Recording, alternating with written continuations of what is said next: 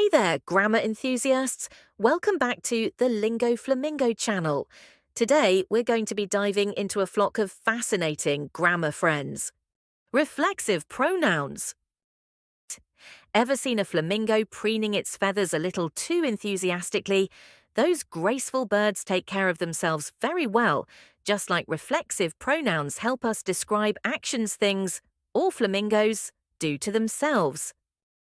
So, what exactly are reflexive pronouns? Well, imagine a flamingo admiring its reflection in a mirror. The reflexive pronoun points back to the flamingo itself. These pronouns help us show that the subject of the sentence is the one doing the action. Here are some of the most common reflexive pronouns you'll encounter: myself, yourself, herself, himself, itself, ourselves, yourselves, themselves. Let's see them in action. We flamingos take care of ourselves by preening our feathers every day. Can I help myself to some yummy shrimp? Of course, flamingos gotta look after themselves. Remember, reflexive pronouns come after the subject and verb. Here's the basic formula: subject plus verb plus reflexive pronoun.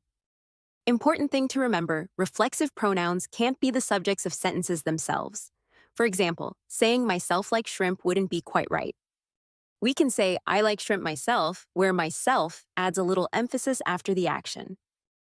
Time to test your reflexive pronoun knowledge with a fun quiz, beginner level.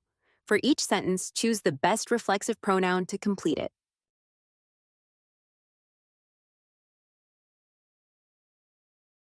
Intermediate level. For each sentence, choose the best reflexive pronoun to complete it.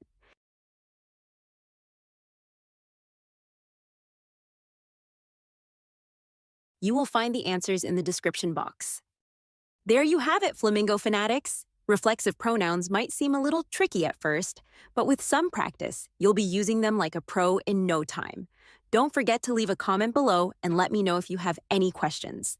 And for more flamingo-tastic grammar lessons, be sure to subscribe to the Lingo Flamingo channel. Until next time, keep flocking together and keep learning.